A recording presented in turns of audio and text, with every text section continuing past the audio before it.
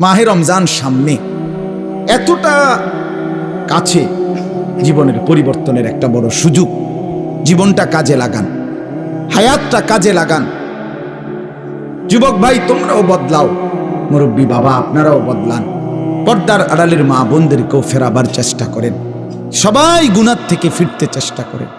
মাহে রমজানের যখন চাঁদ উঠে, আল্লাহ নবী সাল্লাল্লাহু আলাইহি ওয়াসাল্লাম বলেন, ফেরেশতা ডেকে ডেকে বলে, ইয়া বাগিয়াল খাইরে আকবিল, হে নেক কাজের আগ্রহীরা এগিয়ে আসো, ইয়া বাগিয়াশ শাররি আকসির, হে মন্দ গুনাহের কাজের আগ্রহীরা এবার তো থামো।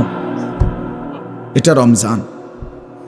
মদখোর এবার থামো, নেশাখোর এবার থামো, জুয়ারি এবার থামো, সুদখোর থামো না এবার।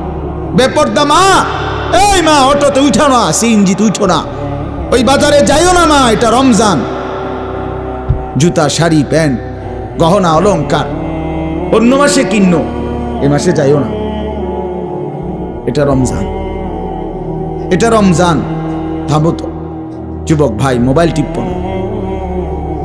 আহা, ওই দেখেন পিছনে অনেক ছেলে কথা বলে, হায় অপদার্থ জিন্দেগি।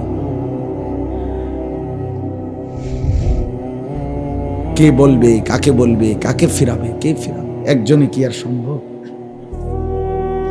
বাবাদের কোনো হাল ছেড়ে দিছে, মারা হাল ছেড়ে দিছে, অভিভাবকরা হাল ছেড়ে দিছে, সন্তানের পতন দেখতেছে, অধপতন।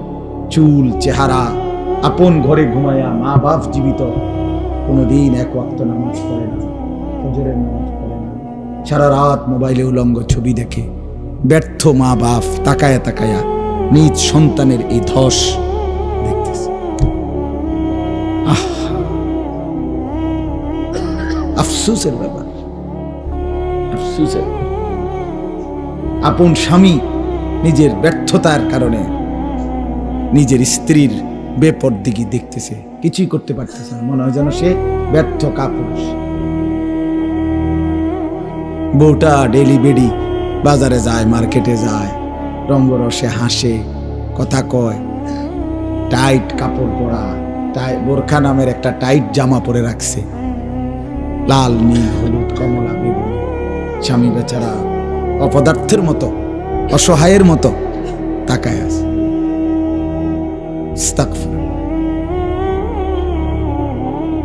এই পর্যন্ত কোন ইমানদারের বউ বেপর্দার সুযোগ দেয় নাই, এই কারণে কোন ইমানদারের বউ যায় নাই,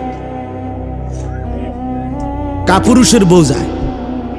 এই পর্যন্ত যত বেড়ি বাগছে আরেক বেড়া লইয়া, আগের থেকেই অপদার্থ যে বেড়া এবড়ার বউ বাগিয়ে গেছে। কথা বুঝছেন? দিন যে মানে সে ক্ষতিগ্রস্ত হয় না, ক্ষতিগ্রস্ত হয় না। এজন্য এটা ব্যর্থতার কথা, রাগ হবেন না চাচা, এটা কাপুরুষের কথা। অনকার ফোলাফানি শুনে না মানে তো আপনি সিদ্ধান্ত নিয়ে নিলেন, কেমনে সিদ্ধান্ত নিলেন? অনকার পুতে আর কথা শুনে না কেন? সেই পুতে, যে পুতে কথাই শুনে না, আপনার চোখের সামনে আপনার ছেলে নামাজ পড়বে না, একটা সাজদা দিবে না, এত বড় নাফরমান আপনার সম্পত্তি ভোগ করবে, এত বড় নাফরমান আপনার ঘরে খাবে, ঘুমাবে, দুনিয়া ভোগ করবে, আপনি বেঁচে থাকতে এটা মেনে নেবেন কেন মিয়া? আপনার ফুত, আপনার ব্যর্থতা তাইলে এটা। আপনি জীবন চিনেন নাই, আপনি কর্তব্য চিনেন নাই। কর্তব্য তো আল্লাহ বলে দিছে, ওয়ামুর আহলাকা বিসসালাহ, তোমার স্ত্রী সন্তান পরিবারকে নামাজের আদেশ করো, ওয়াসতাবির আলাইহা, পরিবারকে নামাজের আদেশের সাথে সাথে নিজেও নামাজের উপরে মজবুত থাকো। কথা তো ছিল এই। আপনার জিম্মাদারি কি ছিল? আমি আমার স্পষ্ট মনে আছে, আমি আমার আব্বারে প্রায় বলি, আমি এ কথা আমার আব্বারে আমার জীবনে আমি একবার বলছিলাম, পড়ালেখার জীবনে, আব্বা আমি এই মাদ্রাসায় পড়তাম না, আমার মাদ্রাসাটা বদলায় দিবেন। কসম খোদার, আমার আব্বা সাথে সাথে বলছে, বেটা পরের বেলা ভাতের লোকমা আমার ঘরে দিও না, এক লোকমা ভাত খাইবে না, সাবধান, বেরো। আমি যেখানে পড়তে দিছি এখানেই পড়তে হবে, নয়তো তোমার মতো করে কামাই করে ফরো, নইলে ঘাস কাটো, যাও। আমি কানতে কানতে চলে গেছি মাদ্রাসায়। বুঝছি বাপ, শক্ত বাপ, এই বাপ আসলে ভাত খাইতে দিব না। বাবার সেই কঠোর শাসন, আমার বিশ্বাস আল্লাহ তাআলা আপনাদের সামনে বসবার তৌফিক।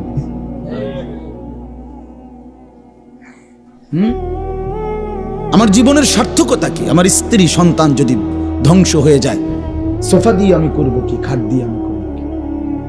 বিল্ডিং দিয়ে আমি করব কি? বলেন কি করব? আমার জীবনটা কি?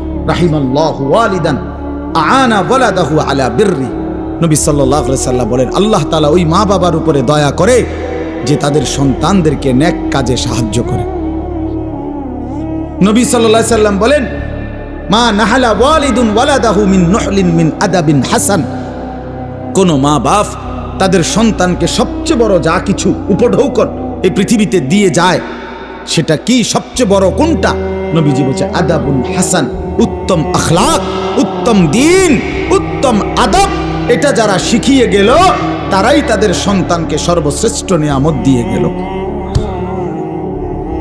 রাসূলুল্লাহ সাল্লাল্লাহু আলাইহি ওয়াসাল্লাম বলেন, নবীজি বলছে, এক সাহাবী জিজ্ঞেস করছে, ইয়া রাসূলুল্লাহ মা হাক্কুল ওয়ালাদ, সন্তানের হক কি? আলাল ওয়ালিদ, পিতামাতার উপরে। নবীজি বলছেন আন ইউহসিনা ইসমাহু ওয়া ইউহসিনা আদাবাহু। নবীজি বলছে তার প্রথম হক দুইটা, তার জন্মের পরে তার একটি সুন্দর নাম রাখা, আরেকটা হক তাকে উত্তম আদব, উত্তম আখলাক শিখায়। হযরত আলী রাদিয়াল্লাহু তাআলা আনহু বলছেন, কোরআনে আছে, ইয়া আইয়ুহাল্লাযীনা আমানু কু আনফুসাকুম ওয়া আহলিকুম নারা। হে ঈমানদারগণ, তোমরা তোমাদের নিজেদেরকে এবং পরিবার পরিজনকে জাহান্নামের আগুন থেকে বাঁচাও। এটা আপনারা শুনছেন না কথা? এটা তো হযরত আলী এই আয়াতের তাফসিরে বলছে পরিবারকে জাহান্নামের আগুন থেকে বাঁচাও কিভাবে? তো হযরত আলী বলছে আল্লিমুহুম ওয়া আদ্দিবুহুম, তোমরা তোমাদের পরিবারের সদস্যদেরকে কোরআন সুন্নাহর ইলম শিখাও এবং কোরআন সুন্নাহর আদব আখলাক শিখাও, তাইলে জাহান্নামের আগুন থেকে বাঁচাইলা। যেই মা বাপ, সাফ কথা, আপনারা যারা আপনাদের ছেলে মেয়েকে ছোট্টবেলায় আল্লাহর কোরআন রাসূলের সুন্নাহ থেকে বঞ্চিত করেছেন, কসম খোদার, মনে রাখেন হাসরের ময়দানে চূড়ান্ত ভাবে লাঞ্ছিত হবেন, বেইজ্জতি হবেন, কোটি কোটি হাসরের মানুষের সামনে অপদস্থ হবেন। কার হাতে? কার হাতে লাঞ্ছিত হবেন? আপনার ছেলেটার হাতে, আপনার মেয়েটার হাতে, অন্য কারো বেড়াইতে রাতে না, আমনের ফুতের হাতে। আমনের ফুত, আমনের জি, যাকে আপনি দিন শিখান নাই, নামাজ শিখান নাই, বঞ্চিত করেছেন কোরআন সুন্নাহ থেকে, সে সেদিন আল্লাহর কাছে বলবে, আল্লাহ আজ আমি মা বাপকে বেইজ্জতি করব, ওরা আমারে বরবাদ করে দিছে, আজ আমি জাহান্নামী হলাম ওদের খামখেয়ালির কারণে। 7 বছর বয়সে আল্লাহ আমি কিছুই বুঝতাম না, 6 বছর বয়সে আমি অবুঝ ছিলাম। সেদিন যদি তারা মজবুত সিদ্ধান্ত নিত আমাকে দিন শেখাবে, তাহলে আমার এই ভুল হতো। রব্বানা গালাবাত আলাইনা শিকওয়াতুনা, কোরআনে আছে, জাহান্নামী জাহান্নামের ভীষণ আগুনে উথাল পাতাল ঢেউ খাবে, আর আল্লাহকে বলবে, আল্লাহ আমার এই কপাল মন্দ, আমি দুর্ভাগা কপাল নিয়ে আসছি, আল্লাহ আমার কপালটা মন্দ, আমি করলামটা কি? এত সুন্দর হায়াত কি করলাম, কিভাবে নষ্ট করে দিলাম? অকুন্না কওমান দাল্লিন। আর জাহান্নামী বলবে, আল্লাহ আমি এক পথভ্রষ্ট গ্রুপের, সম্প্রদায়ের এক পথভ্রষ্ট গ্রুপ, নাফরমান গ্রুপের অন্তর্ভুক্ত ছিল। আমি যাদের সাথে চলতাম ফিরতাম, ওরা বিড়ি খাইতো, মদ খাইতো, গাঁজা খাইতো, সুদ খাইতো, ঘুষ খাইতো, কথায় কথায় গাইল লাইতো, নারীর ছবি, নাচ গান, নর্তকীর ছবি, উলঙ্গ দৃশ্য দেখত। আল্লাহ আমি ভালো মানুষ পাই নাই, কোনোদিন একটা ভালো মানুষের ছোঁয়া পাইনি, ফলে আজ আমি ধ্বংস হয়ে গেছি। উত্তম সঙ্গী অনেক বড় নিয়ামত। আমার ড্রাইভার, আমার এই সারা জীবন, যে 5 বছর সে আমার গাড়ি চালায়, আমি যতবার তারে চলার পথে নামাজের কথা মনে করাইছি, আমার চাইতে কমপক্ষে 1000 বার বেশি সে আমারে মনে করে। ঠিক এই 5 ওয়াক্ত নামাজের জন্য তার খেয়াল জামাত ধরার প্রতি আমার চাইতে 100 গুণ বেশি। 100 গুণ বেশি। আলহামদুলিল্লাহ, আল্লাহর দয়া, আল্লাহর দয়া। আমি তো মনে করি আল্লাহ পাকের মেহেরবানি, এই বছর এই যে আগামী শুক্রবার আমার উমরার ফ্লাইট, সেও যাবে আমার সাথে। বলছে আমি কেমনে যাবো, আমি কেমনে যাবেন চাইবেন, কেমনে যাবেন আল্লাহ ব্যবস্থা করবো। সে যাবে ইনশাআল্লাহ, তারও ফ্লাইট আমার সাথে, আমার শায়েখের সাথে। এই জন্য বললাম, জাহান্নামী বলবে আল্লাহ আমি ভালো মানুষ পাইনি। যুবক ছেলেরা আফসোস করবে এই অসৎ বন্ধুর জন্য, যে তোমারে নারীর ছবি, নাচ গান আর বিকৃত হাসি দিয়ে নষ্ট করে দিছে। তোমারে কোনো মেয়ের সাথে লাইন করায় দিছে, তোমারে কোনো জুয়ার আড্ডায় শিখায় দিছে, তোমারে কোনো মদের আড্ডায় নিয়ে দিছে। মাথা নোয়াইও না, মাথা নোয়াইলে কি লাভ? আমার থেকে বাঁচে গেলে তো লাভ নেই, আল্লাহর থেকে বাঁচবে কিভাবে সেটা ভেবে। আমি তো এমনিই চলে যাব, একটু পরে আমি চলে যাব না, আপনারা আপনাদের পথে চলে যাবেন না, তো কে কার কাছে আটকায়? কিন্তু আল্লাহর কাছে। এই জন্য আজকে রমজান সামনেই, আমরা সবাই মিলে নিয়ত করি আমরা বদলাবো ইনশাআল্লাহ।